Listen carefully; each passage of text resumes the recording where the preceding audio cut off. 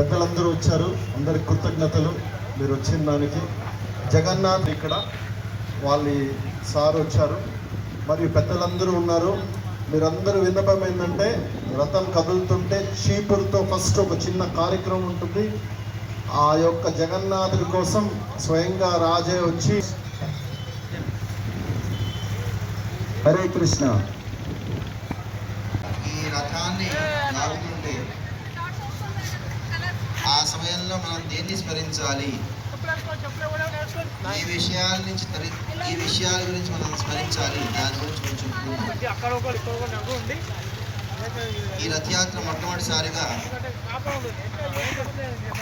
సూర్యగ్రహణ ఆ సమయంలో ధరించి మనకి దర్శనమిస్తాడు.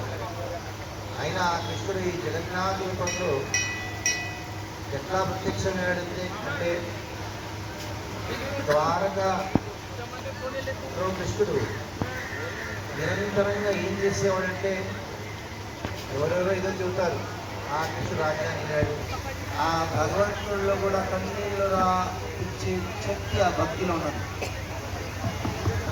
భగవంతుడి కోసం నిలవటం మన భక్తి ఆ పరాకాష్ఠ ఆ గోపికలలో ఎంతమంది ఉందంటే, కృష్ణుడే ఆ భక్తుల యొక్క విరహాన్ని తట్టుకోలేక ఏడుస్తునే స్వరూపం ఈ జగన్నాథుడు. వాళ్ళకి జ్ఞానయోగం కర్మయోగం ఎందుకు పనికిరానిది, జ్ఞానయోగం కూడా ఎందుకు పనికిరానిది, ఎందుకంటే మా హృదయంలో నీ పట్ల భక్తి ఉన్నది. నువ్వు అదే కృష్ణుడు.